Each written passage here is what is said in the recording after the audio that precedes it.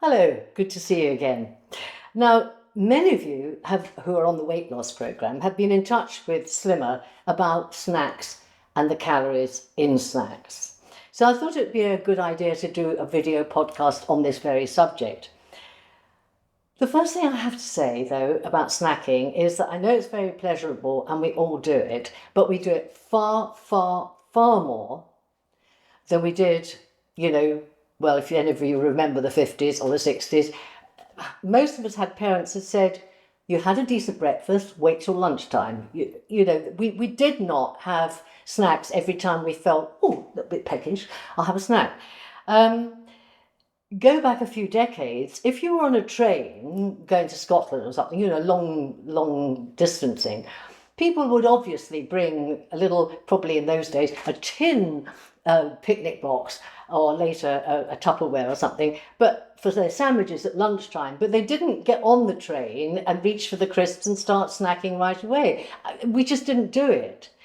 And in a lot of countries, they still don't do it. I was once on a commuter train in France, around about the time when everybody was coming out of work, and I was waiting for people to get on with smelly noodles and beef burgers and this, that, and the other. No, nothing. They were obviously going home for proper dinner, and they were not snacking before dinner. So it does beg the question, are we snacking too much? I'll leave that with you. Now, calories, of course, do matter, and we all know that there are calories in every snack, and I'm not saying that we should get rid of snacking altogether, but we'll have a look at some of the things that I've prepared here just to see what you might do that perhaps you're not doing at the moment. Often when we are hungry or think we're hungry, we're thirsty. We're not sufficiently hydrated. So when you feel like a snack, have a pint glass of water, because the chances are you might think, oh, I'm not as hungry as I thought I was. So that's one way around it. Well, let's look at more typical snacks. If you fancy a medium glass of wine and maybe a bag of crisps, and who doesn't, you're talking about 200 calories roughly for the wine and getting up to 200 for an average size bag of crisps, 400 calories. Now, that's not out of the question, and you could allow for it depending on what you're eating at other meals. But if you're aiming for a calorific intake of, shall we say, under 2,000 a day, well, then you've got to factor in that 400. And if you're doing that 400 several days a week, that's quite a lot. So have a think about that, and let's look at some other alternatives. Experts in this area always say, if you're going to snack, go for something with protein in it, because although its calorific value may still be quite high, you will have a sustained release of energy. So you'll notice there are no donuts here, because although they're jolly good and you feel quite full for a little while after you've had it, you get a sugar rush, but it doesn't last you, whereas something else that's here may very well do that.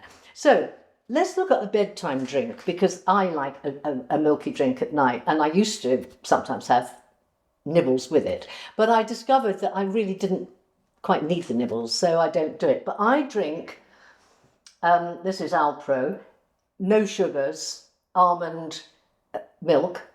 I really like it. I think it's a nice taste. If you fill a cup or mug of this size, you're talking about 30 calories per mug. So that's not much, and there's very little saturated fat in that compared with dairy milk. So that's something to bear in mind. Some warm milk at bedtime can be very filling and very soothing. Other useful snacks that won't bust your diet or be unhealthy or cost too much include Greek yogurt. Now, Greek yogurt has a different process to it compared with every other type of yogurt.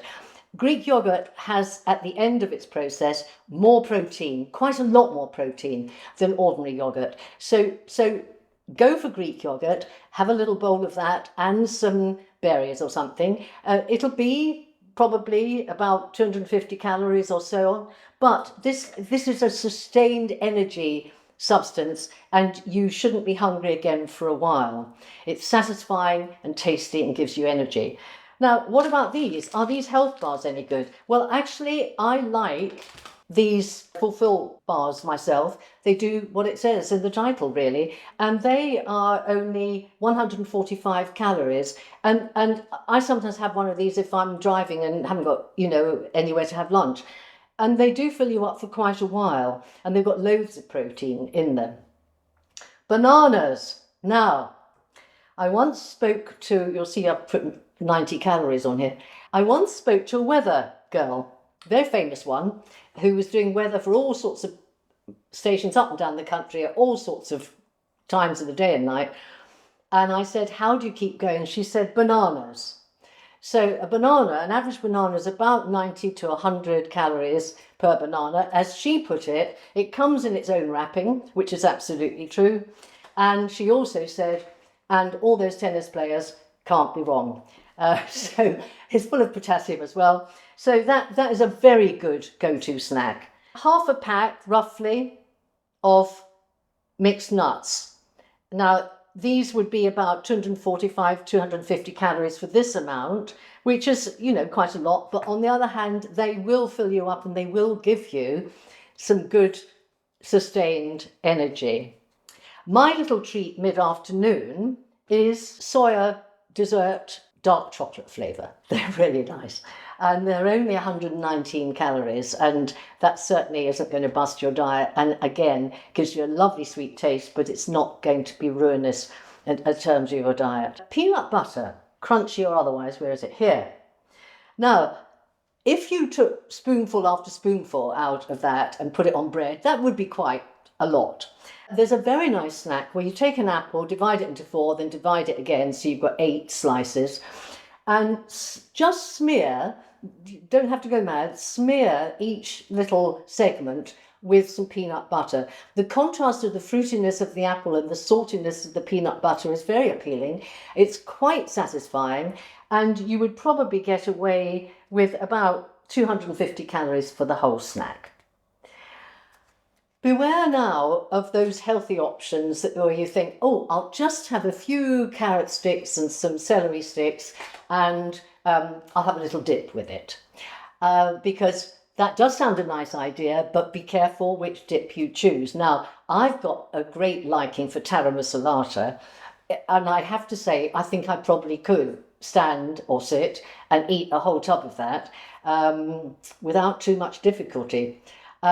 That would be about 1,000 calories, so you don't want that one. What I've got here, we've got hummus, or you might think of tzatziki. There's hummus, there's a little cream cheese and herbs, chives I think they are.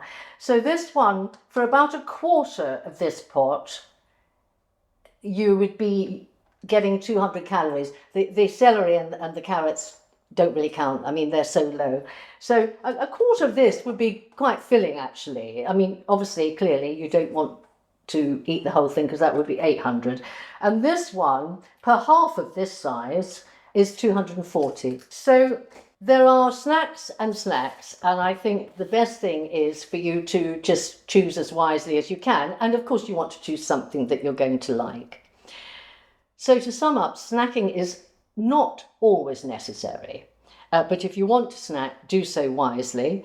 And it's worth really getting your reading glasses out and looking at the tiny writing, and it is tiny usually, isn't it, on these. But if you do bother to look at how many calories there are per 100 grams and do the sums, then you will know what you need to allocate, in terms of calorie for that snack. We all like snacking, and it's important that you can enjoy it and not worry about it too much. So hopefully we've given you some ideas today, and I look forward to seeing you another day.